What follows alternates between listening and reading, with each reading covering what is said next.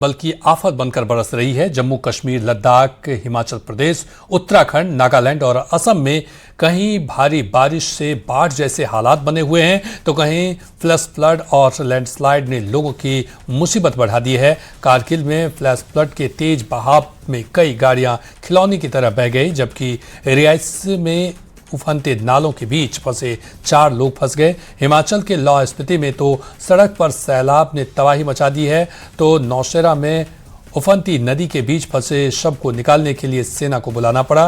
पुंछ और राजौरी में भारी बारिश, बाढ़ और लैंडस्लाइड से कई लोगों की जान चली गई। उत्तराखंड का भी हाल यही है, वहां पहाड़ खिसकने से हाईवे धंस गया।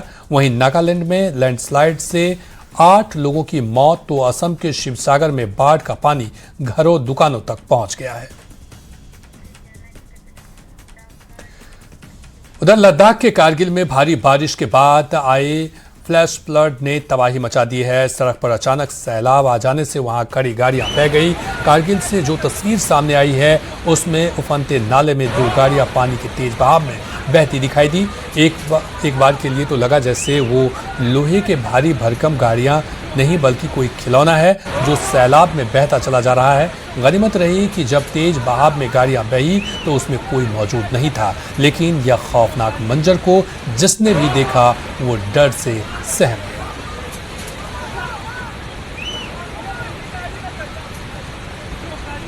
इतना ही नहीं, जम्मू कश्मीर के रियासी में भारी बारिश के बाद उफनते नाले में सैलाब के बीच 4 लोग फंस गए। जैसे ही इसकी सूचना वहां के लोगों को लगी, अफरा तफरी मच गई और पानी के तेज बहाव में फंसे 4 लोगों को बचाने का काम शुरू किया गया।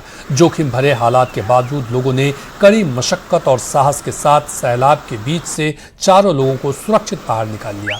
बता दें कि भारी बारिश की वजह से जम्मू कश्मीर में नदी और नालों का जलस्तर बढ़ गया है। यही वजह है कि प्रशासन ने लोगों से नदियों और नालों से दूर रहने की अपील की है।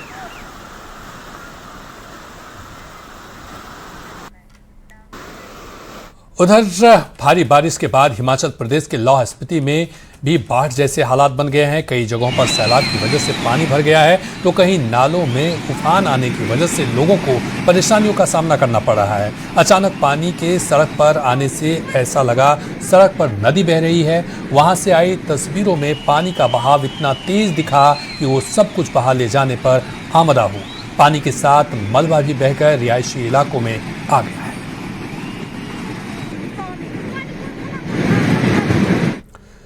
वहीं जम्मू कश्मीर के नौशेरा में लगातार हुई बारिश के बाद मनावर तवी नदी उफान पर आ गई है। वहीं नदी के बीच टापू जैसे जगह पर एक शख्स का शव फंस गया, जिसे निकालने के लिए सेना बुलानी पड़ी। असल में जिस टापू जैसी जगह पर शव था उसके चारों तरफ पानी ही पानी था। भयानक रफ्तार से पानी बह रहा था, जिसकी वजह से किसी की हिम्मत पानी में उतरने की नहीं हुई। तब सेना को सूचना दी गई, जिन्होंने हेलीकॉप्टर की मदद से शव को टापू से उठाया और उसे नदी के किनारे लेकर आए।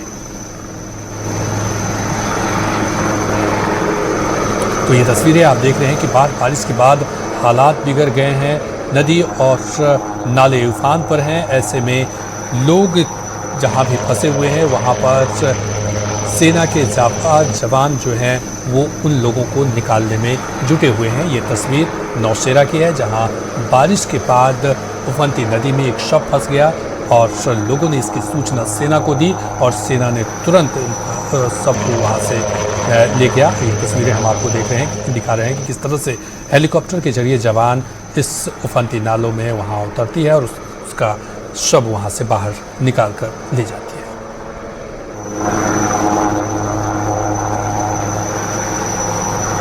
चलिए बढ़ेंगे अगली खबर की तरफ। भारत में पहली डेंगू वैक्सीन को मंजूरी मिल गई है। क्यूडेगा वैक्सीन को DCGI की मंजूरी मिली है। 4 से 60 साल तक के लोग इस वैक्सीन को लगवा सकेंगे। हर साल जैसे ही मॉनसून दस्तक देता है वैसे ही डेंगू का प्रकोप भी बढ़ने लगता है। बारिश के मौसम में डेंगू लाखों लोगों को अपनी चपेट में ले लेता है।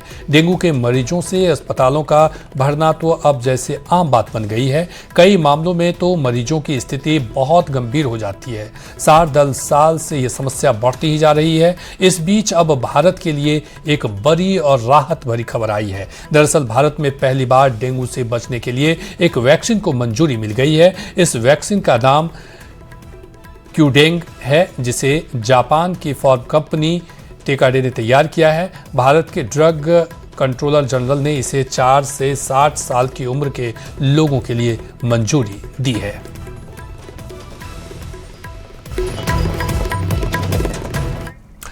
और अब मॉनसून सत्र की संसद में आज एनडीए संसदीय दल की बैठक है। एनडीए सांसदों की बैठक को दिया गया मंगल मिलन का नाम दिया गया है। इस बैठक को लेकर के एनडीए सांसदों को संबोधित करेंगे पीएम मोदी। बैठक में बंगाल जीत पर प्रधानमंत्री का यहां पर स्वागत भी किया जाएगा।